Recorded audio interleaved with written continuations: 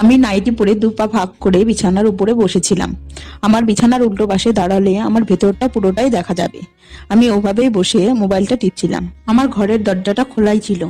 এ সময় আর কেই আসবে, সেজন্য আমি আর ঘরের দরজাটা বন্ধ করিনি। এভাবে শুয়ে থাকতে থাকতে কখন যে আমার চোখ লেগে গেছে আমি বুঝতেই পারিনি। চোখটা হালকা করে খুলতেই দেখি আমার খাটের সামনে আমার ছেলের বন্ধু আমার দু পায়ের ফাঁকের দিকে তাকিয়ে আছে। আমি প্যান্টি না পরায় আমার ভিতরের পুরোটাই দেখা যাচ্ছিল।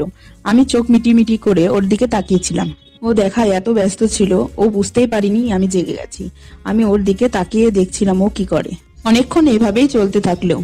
তারপর আমি ঘুম থেকে ওঠার ভান করলাম। উঠে দেখি ও থতমতো খেয়ে আমার সামনে দাঁড়িয়ে আছে। ওকে আমি বললাম, কিরে রাহুল, কখন এসেছিস?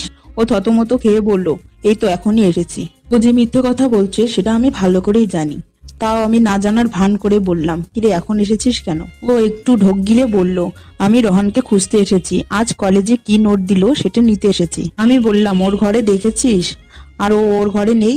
ও বলল, না কাকিমা, ও তো নেই, আর ওর ফোনটাও লাগছে না, তাই আপনার কাছে শুনতে এলাম। ঠিক আছে, ও আসলে বলে দিয়েন আমি এখন আসছি। কোথায় যাচ্ছিস? বস, কিছু খেয়ে যা।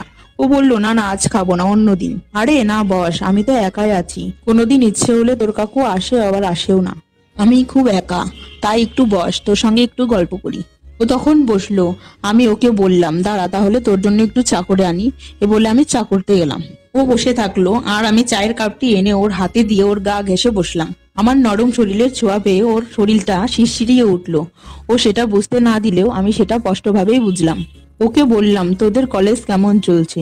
ও বলল, হ্যাঁ কাকিমা, আমাদের কলেজ ভালোই চলছে। ও আমার সঙ্গে কথা বলছিল ঠিকই, কিন্তু ওর নজরটি ছিল আমার হাতা কাটা নাইটির ভেতর বল দুটির ওপর। আমি ওকে বললাম, কি রে, তোর গার্লফ্রেন্ড কেমন আছে? ও একটু মুচকি হেসে বলল, কই আর গার্লফ্রেন্ড? আমি বললাম, চুপ কর, এই বয়সে আবার গার্লফ্রেন্ড না থাকে? আচ্ছা বাদ দে, বলতো আমাকে দেখতে কেমন লাগে, আর আমার বয়স কত হবে? আপনাকে দেখতে খুবই সুন্দর লাগে। আপনার বয়স 35 হবে, কিন্তু আপনাকে দেখলে সবাই বলবে 25 কি 26। আমি ওর কথা শুনে হেসে ফেললাম আর বললাম, সত্যি আমাকে দেখে 25-26 বছরের মতো মনে হয়? আমার তো অনেক সময় মনে হয় আমি বুড়ি হয়ে গেছি। ও বলল, না না কাকিমা। আমি বললাম, এই দেখলি তো, আমাকে বুড়ি হওয়ার প্রমাণ দিলি কাকিমা বলে। এখন থেকে তুই আমাকে বৌদি বলবি। এই গল্প করতে করতে আমার ফোনের রিং বেজে উঠলো। দেখলাম রোহান ফোন করেছে। আমি রাহুলকে বললাম, দে দেখ, তোর বন্ধু ফোন করেছে, দেখি ও কোথায় আছে।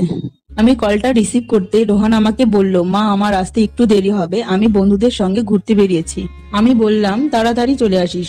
ও বলল, ঠিক আছে, বলে ফোনটা কেটে দিল। আমি রাহুলকে বললাম, তোর বন্ধুর আসতে দেরি হবে রে। রাহুল বলল, ঠিক আছে কাকিমা, আজকে তাহলে আসি, পরে আসবো। আমি ওর দিকে বড় বড় করে তাকালাম আর ও আমার দিকে মুচকি হেসে বলল, সরি বৌদি। আমি বললাম, বস একটু, এই বলে আমি রান্নাঘরে চলে গেলাম। আমি ভাবছিলাম রাহুলটা কেমন জানো, এত সুযোগ দিচ্ছি তবুও কিছু বুঝতে পারছে না। এই ভাবতে ভাবতে আমি ফ্রিজ থেকে রসগোল্লা বের করে ওর জন্য প্লেটে করে নিয়ে গেলাম। আমি ওর হাতে দিয়ে বললাম, নে খা, আর আমি ওর পাশে বসে বললাম। ও বলল, বৌদি তুমি খাবে না? আমি বললাম, দে তাহলে একটি খাইয়ে দে। ও মিষ্টিটা তখন আমাকে খাওয়াতে যাচ্ছিল, তখন মিষ্টির রসটা আমার বুকের উপর পড়ে গেল। আমি বললাম, ইস। ও বলল, দাঁড়াও বৌদি, আমি পরিষ্কার করে দিচ্ছি। বুকের ওপর হাত দিয়ে মিষ্টির রসটা পরিষ্কার করলো আর বলল, হয়ে গেছে? না রে, বুকের নিচের দিকেও রসটা চলে গেছে, একটু পরিষ্কার করে দে না রে প্লিজ। আমি নাইটি পরে থাকায় ওর হাতটা উপর দিয়ে সহজেই ঢুকে গেল। ও মিষ্টির রস পরিষ্কার করতে করতে কখন যে আমার বল দুটি টিপতে শুরু করলো আমি বুঝতেই পারিনি। আমি পাগল হয়ে গেছি। আমি বললাম, আমাকে খেয়ে ফেল, আমাকে পুরো শেষ